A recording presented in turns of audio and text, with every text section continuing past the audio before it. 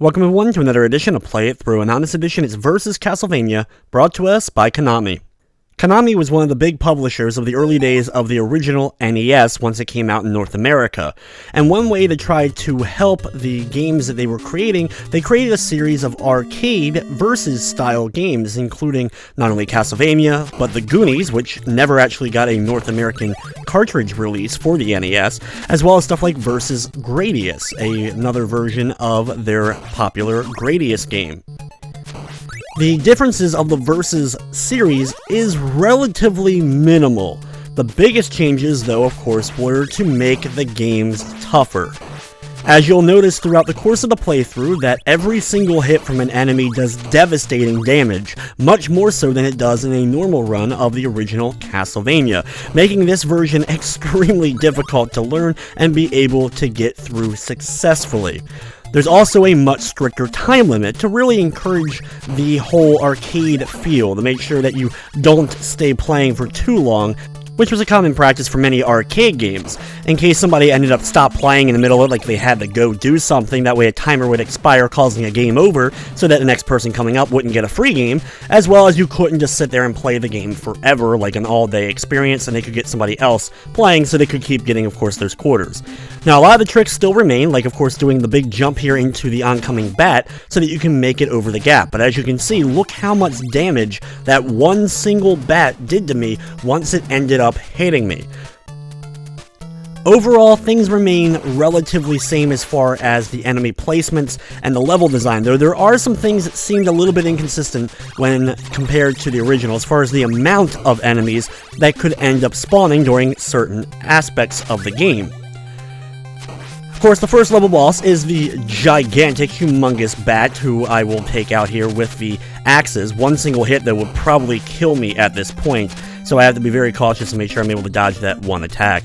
At the end of a level, like normal, you get the orb, you can collect it, and then the little fanfare plays before, of course, you rack up the remaining time and items you have, and move on to the level 2, with the same map that was available in Castlevania 1 coming up for this Versus version of Castlevania. When I started doing the Play It Through series 9 years ago, Castlevania was one of the very first games that I ended up doing. I had since lost my original channel and ended up redoing Castlevania, the one that is on the channel currently. However, Castlevania has always been one of my favorite games on the NES. It was one I played a lot, and after learning a few tricks here and there, I was finally able to start beating it regularly, and eventually got relatively good at the game. I have to say, though, learning this Versus version of the game definitely caught me off guard, as even with a lot of the knowledge that I have, it still is pretty difficult to get through a lot of things, mostly just because you can only take like 2 hits before you end up losing a life. So it's a lot of caution you have to take, much more so than I used to. One of the other things that did get changed as well is the scoring system. You usually got a lot more points. If you're playing the original Castlevania, you'll notice, if you ever really paid attention at all to the score, which is something I never really had done, but your score does dictate some of the extra lives you can get. And of course, since this is an arcade version, they don't want you getting very many extra lives, so they ended up having the score be dropped significantly from when you destroy an enemy. So when defeating an enemy, you get far less points than you normally would end up getting. Of course, I have to be very cautious here. These things are instant death if they end up falling on you. I'm going to use my weapon here to kind of help me a little bit as I'm taking out some of the stuff here. Grab myself the cross, which is a pretty good weapon for a lot of the bosses in the game, though it's not the best weapon. As I'm sure many people know by now, the Holy Water is probably the best and most overpowered of all of Simon's sub-weapons that he'll be able to get throughout the course of the game, because it can lock in place many of the game's bosses. It's a little bit difficult to hit some of the bosses with it, but you can lock a lot of them in place, including the final form of Dracula at the end of the game, which is something I'll use until I end up running out, because it takes a lot of Holy Waters to defeat the final form of Dracula. Now for the Medusa fight, I'm going to stand over here on the right side and use my crosses to try to avoid getting any unnecessary hits from Medusa itself before finishing her off and grabbing the orb. You noticed at the very end I got very little score because I had so little time left while I finally made it to the Medusa fight. Level number 3 is potentially my favorite of the game, mostly because the song Wicked Child is definitely my favorite from the original Castlevania. The Castlevania game is known for how much amazing music that it has, with so many great composers have contributed to the various different soundtracks of all the Castlevania games over the years. While my personal favorite of the very classic Castlevanias is probably Castlevania Bloodlines, with Castlevania 3 probably being a very close second along with Super Castlevania, but all the music is just so fantastic that it's impossible for me to pick one Castlevania as the definitive best soundtrack of all of the Castlevania games, but Wicked Child from Castlevania 1, one of my favorite tracks, that's for sure.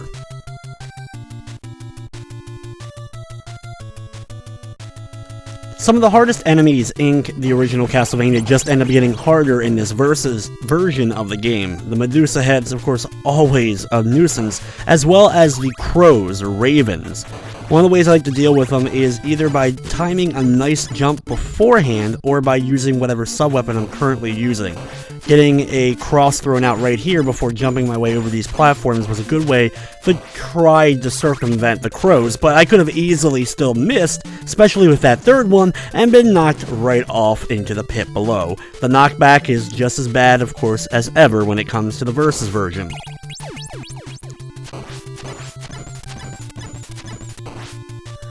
The boss of level number 3 is the twin mummies, making it a pretty difficult boss in this version unless you go in and can have some nicely timed holy water. For me though, I'm going to be going in with the cross sub-weapon, which I can still do pretty well with, especially considering there is health at the very beginning, which I will be grabbing. If you drop down and hit this block and grab the health, you'll have some full health before the fight begins. I'll immediately launch the crosses to the left and then immediately kind of respond to the right. If I'm able to get into this left corner and they haven't come over quite yet, then I know I'm golden. I should be able to defeat them both before they end up getting too close to me and hit me. But if I'm unable to get that, if they kind of like close in on the corner, which has happened many times, I ended up dying on many practice attempts because of just that reason.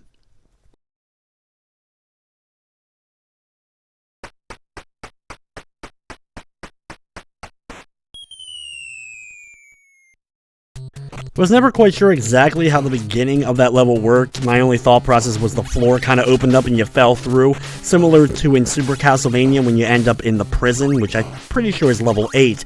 Right before you go to that, like level prior, the whole floor kind of evaporates and you fall down into the prison. I kind of imagined something similar ended up happening for why you end up in the wonderful marshy swamp underneath the castle itself, making this area in particular extremely difficult.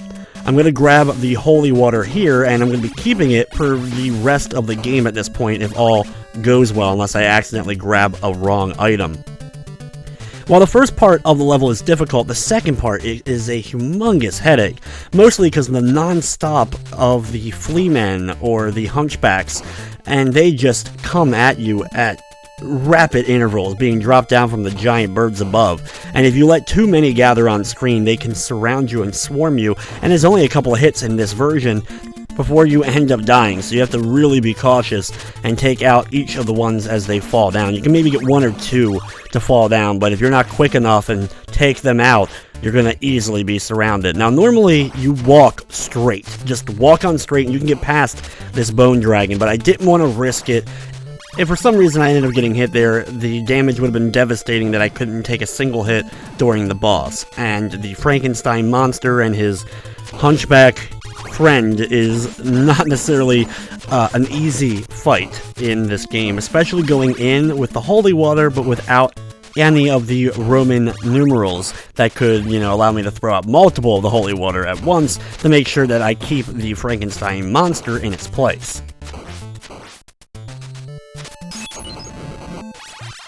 So for the fight, if you don't have multiple Roman numerals to throw out multiple holy waters, I gotta throw out one. If you time it exactly correct, you can kind of get them a couple of times. If you can get the flea man, the hunchback to get past you, then just keep focusing on the Frankenstein monster. Of course, he's the real goal here. Once he's defeated, the other one's dead because you can't kill his little friend with him, making for a pretty difficult fight, especially considering you get 3 hits at most, even with a full health bar going in. Now, level number 5, the second to last level here in Castlevania, is notorious mostly due to the final room of the whole thing, because of the Axe Knights, along with, of course, the Medusa Heads coming at you. The rest of the level, after we get past a few little trouble spots, even though the skeletons want to make pretty challenging with the amount of bones they're throwing out and how quickly they are moving back and forth. They are just completely aggroed during this version of the game, and they want nothing more than to knock me on my butt or do damage to me. Trying to get him to back away. You can kind of go towards that wall in the center, and you'll get the skeleton guy usually to kind of follow you a bit, so you can kind of push him back just enough so you can actually get up there. If you have an axe, or you're using an axe going into this part, that's of course easy, but you really want to, of course, have the holy water and keep a hold of it, because it's going to make, of course, the boss fight a breeze against death.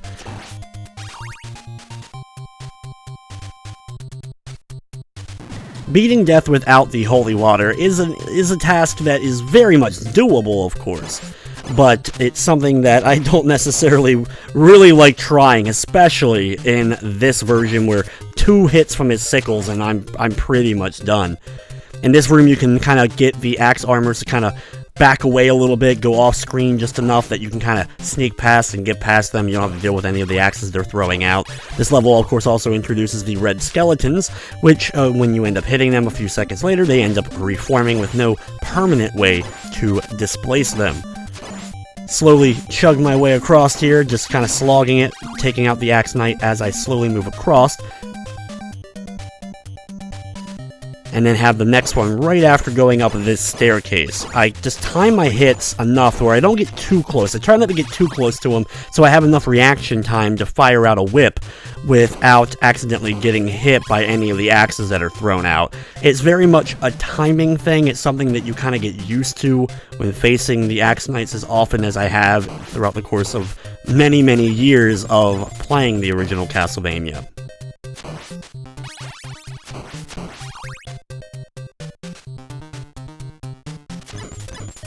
Just be careful when going up the stairs. You can kind of wait at the very top to take out the skull there, and then start working your way across and up the next flight of stairs.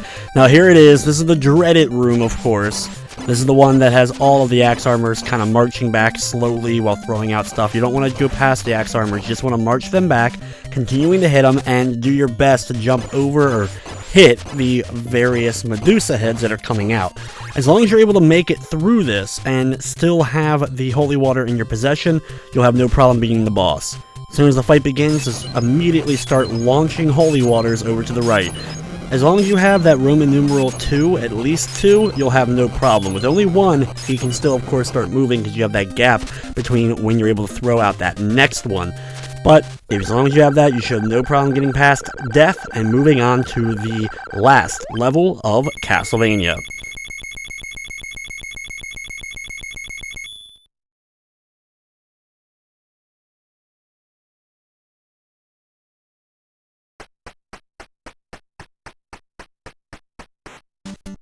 Now, the very beginning of the last level is very challenging with the giant bats. The first boss of the game is seen as multiple enemies in the last level beginning.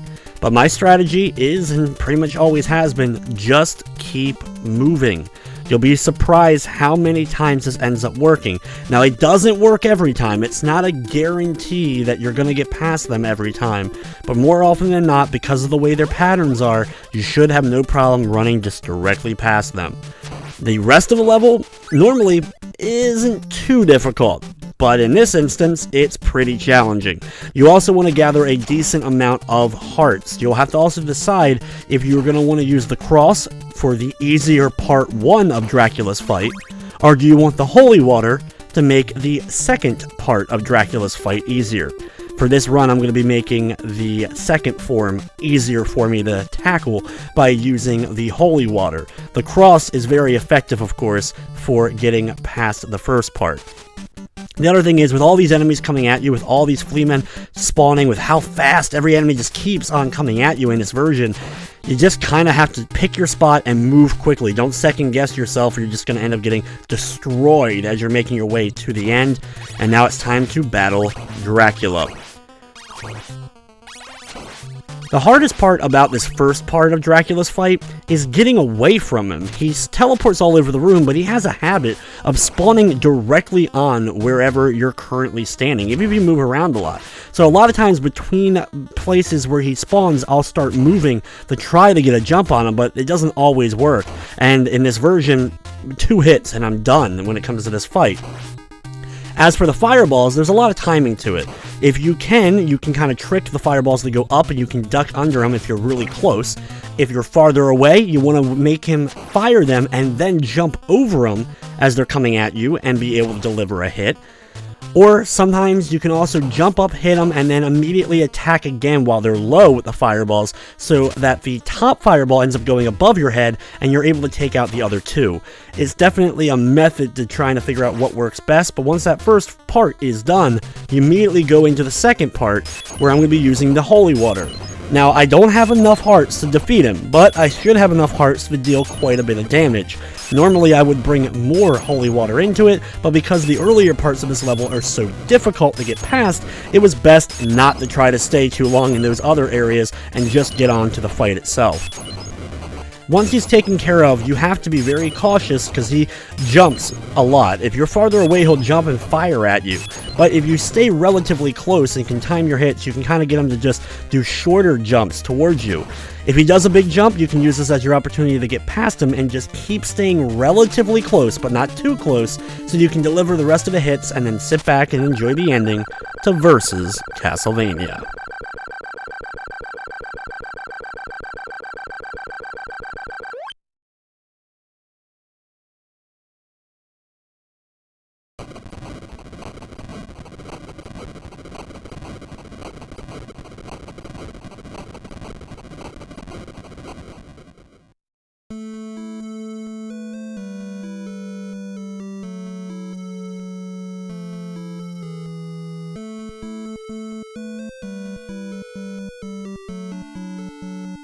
The Versus Castlevania still has the US version of the credits, and just like that version, once the credits are over, it will go immediately back to the first level, and you can keep on playing with trying to get a higher score by the game just keeps on looping until you end up running out of lives.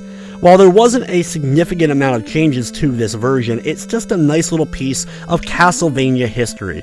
Konami at one point was such a great company during the retro era, making so many great and amazing franchises and games, and anytime I can go ahead and play just a slight variation or another version of a game that they created is always a fun time. And unfortunately, I only have gotten a chance to play a few of the verses, as well as the stuff from the Nintendo Play Choice 10, like the arcade versions of Super Mario Bros. Or even Punch-Out! But anyway, guys, that's going to wrap up this episode of Play It Through. Hey everyone, thanks for watching. If you enjoyed the video, consider giving it a thumbs up or commenting down below. If you enjoyed this Versus Castlevania playthrough, maybe check out my Castlevania Chorus of Mysteries playthrough I did just a few weeks ago. It's one of the better ROM hacks of the original Castlevania. If you want something a little bit different, maybe check out my Super Mario World randomizer run. It's a version of Super Mario World that ends up changing out what levels you end up doing, the names of the levels, the assets of the levels, enemies, and sometimes even power-ups. It's a really cool thing. I also need to thank all the members of my Patreon. Without your guys' continued support, I wouldn't be able to keep doing what I'm doing, so thank you all so much for that. Also, thank you guys so much for watching this video, and of course, I hope you enjoyed.